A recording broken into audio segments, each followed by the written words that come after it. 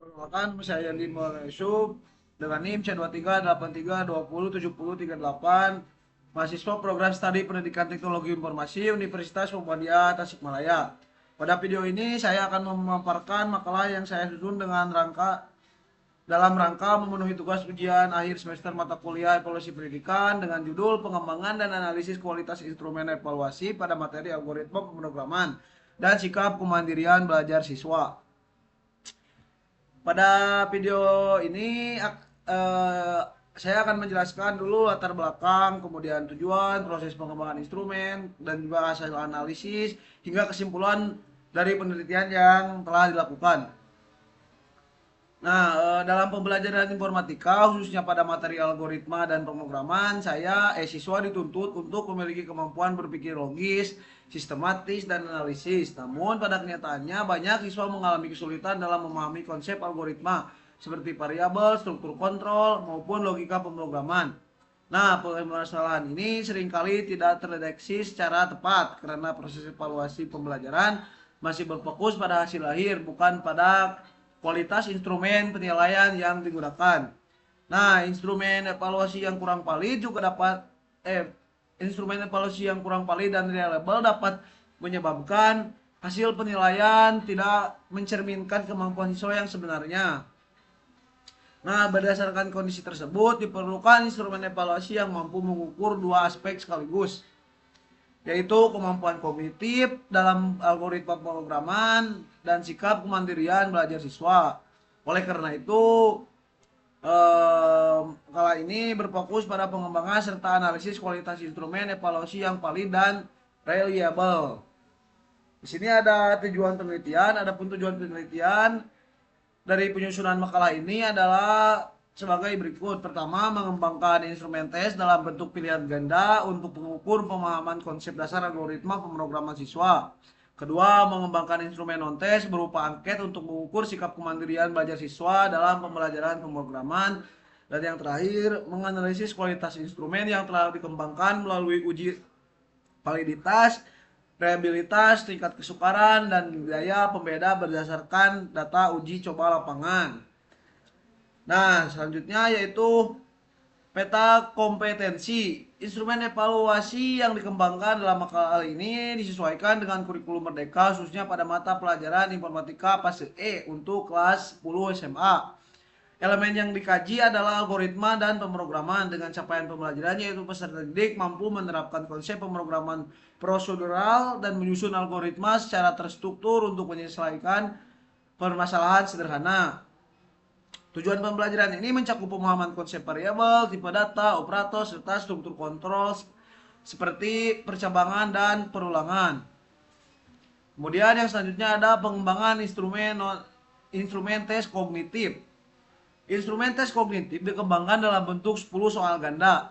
Soal-soal tersebut dirancang berdasarkan indikator yang jelas dan disesuaikan dengan level kognitif pada taksonomi Bloom, mulai dari C1 hingga C5. Nah, materi yang diujikan meliputi algoritma dasar, variabel, tipe data, operator aritmetika, dan logika, struktur percabangan, perulangan, struktur data, hingga debugging sederhana. Setiap soal dilengkapi dengan kunci jawaban dan penjelasan, sehingga memudahkan proses analisis butir soal setelah uji coba dilakukan. Kemudian yang selanjutnya ada analisis butir soal tes kognitif.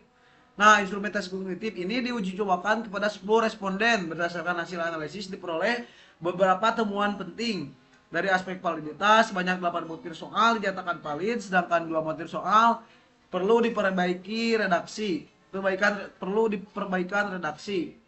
Nah, dari aspek tingkat kesukaran, rata-rata nilai berada pada kategori sedang, yang menunjukkan bahwa soal tidak terlalu mudah dan tidak terlalu sulit bagi siswa. Nah, dari aspek daya pembeda, sebagian besar soal memiliki indeks daya pembeda yang baik sehingga mampu membedakan siswa dengan kemampuan tinggi dan rendah secara efektif. Hasil ini menunjukkan bahwa instrumen tes kognitif yang dikembangkan memiliki kualitas yang baik dan layak digunakan sebagai alat evaluasi pembelajaran. Yang selanjutnya yaitu pengembangan instrumen non-tes efektif. Selain instrumen tes, dikembangkan pula instrumen non-tes untuk mengukur kemandirian belajar siswa.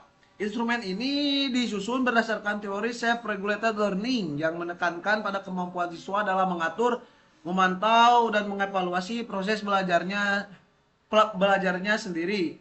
Instrumen menggunakan skala Likert 1 sampai 4 dengan 10 pernyataan yang mencakup indikator inisiatif belajar, diagnosa kebutuhan belajar, kepercayaan diri, kontrol diri, dan evaluasi diri. Nah, beberapa pernyataan bersifat positif dan negatif sehingga diperlukan proses pembalikan skor untuk menjaga konsistensi data. Kemudian ada juga hasil reliabilitas instrumen efektif.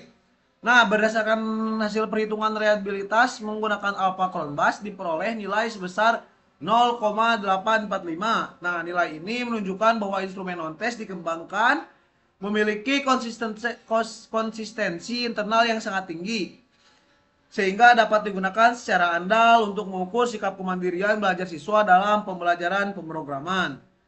Jadi kesimpulan yang dapat disimpulkan berdasarkan hasil proses pengembangan dan analisis yang dilakukan dapat disimpulkan bahwa instrumen tes kognitif, algoritma, dan pemrograman memiliki validitas dan kualitas butir soal yang baik. Instrumen non-tes kemandirian belajar memiliki reliabilitas tinggi dan mampu mengukur aspek efektif siswa secara konsisten. Dengan demikian, evaluasi pembelajaran informatika sebaiknya tidak hanya menilai aspek pengetahuan tetapi juga sikap dan kemandirian belajar siswa. Demikian pemaparan materi yang dapat saya sampaikan melalui video ini. Semoga penelitian ini dapat memberikan kontribusi dalam pengembangan instrumen evaluasi pembelajaran khususnya pada mata pembelajaran informatika. Terima kasih atas perhatian yang telah diberikan. Wassalamualaikum warahmatullahi wabarakatuh.